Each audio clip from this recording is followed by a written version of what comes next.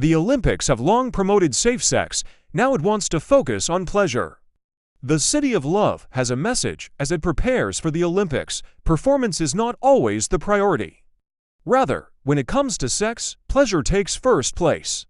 As Paris starts welcoming athletes to the Olympic Village in the coming days, organizers of the 2024 Games are set to launch a comprehensive sexual health campaign that champions pleasure and consent, as well as the traditional emphasis on safety.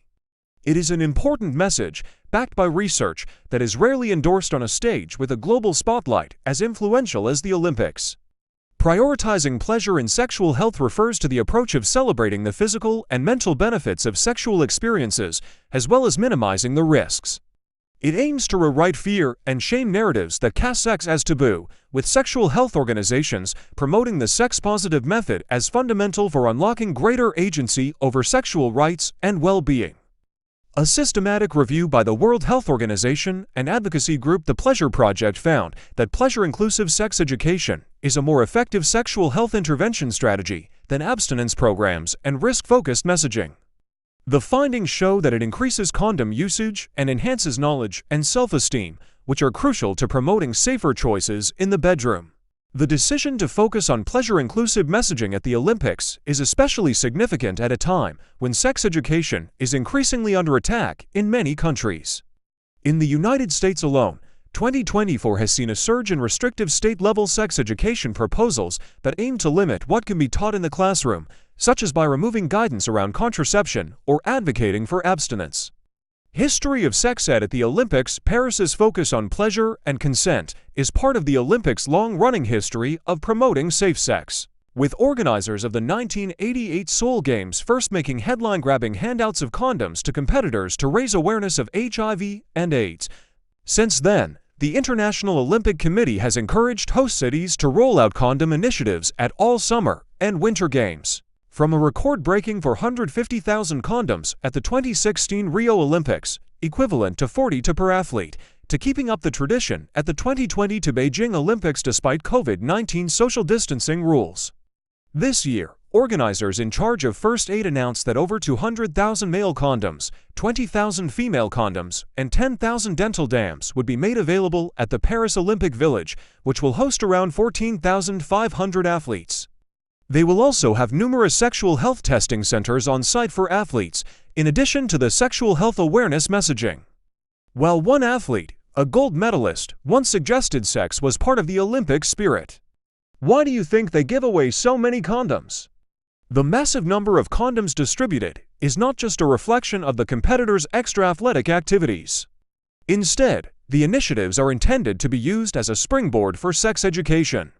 Philpott is the founder of the Pleasure Project, an international organization that has spent the past 2 decades advocating for pleasure-inclusive sex education. She applauds Paris' decision to pair its condom initiative with pleasure and consent messaging.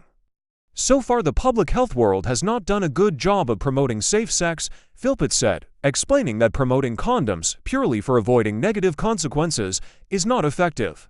Rather, she says the most productive way to encourage safe sex is to flip the script from the beginning by focusing on why people have sex. People think pleasure is a bit frivolous or the icing on the cake. But we now know that if we had integrated pleasure considerations into sexual health interventions from the beginning of the AIDS epidemic, we would have saved considerably more lives, Philpott explained. Philpott told CNN that the need to shift the narrative in safe sex conversations is as urgent as ever. She says, if there is a failure to do so, people could instead shape their opinions from the misinformation and harmful explicit content running rampant online. There's been a big rise in choking being seen as a normal part of sexual activity when it's actually very dangerous, Philpott gave as an example, as she urged sex education curriculums to catch up with what people are able to access online. Turning sport into a sex ed classroom, the need to learn about one's sexual desires, needs, and boundaries is a constantly evolving process, with the Olympic spotlight on safe sex also highlighting the opportunity for wider sporting communities to become trusted spaces for such conversations. In the coastal town of Kilifi in Kenya, Deogracia Okoko sees the value of expanding sex education beyond the classroom, using soccer to teach young boys about issues such as consent and contraception. The scheme to which he contributes, known as moving the goalposts, works directly with community leaders, fathers, and young boys to provide resources on sexual health, sexual rights, gender, and positive masculinity. We found that one of the places that they spend a lot of their time is the football pitch, Okoko said. We began to design our sessions based on soccer drills to explain certain issues, Okoko said, adding, "You'll find that sometimes they get so engrossed in the debrief discussions that they forget that they were supposed to actually train and play."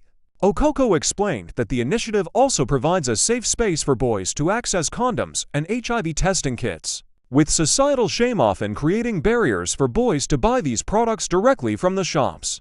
It's no longer just let's play football, let's practice, and go away. These spaces are now a community used by them to talk about issues that they'd not normally talk about, Okoko said. One of the things that really came clearly to me was how using this strategy helped in mental health, Okoko told CNN. They feel like they can talk about anything if there's a challenge that they're going through. They come to the pitch, reflecting on the Paris organizers' decision to include pleasure and consent in their sexual health messaging, Okoko says, is imperative to have high-profile platforms set the example. It's fundamental, it's important, it's good if we, to the best of our abilities, find great ways of passing that message across, Okoko said.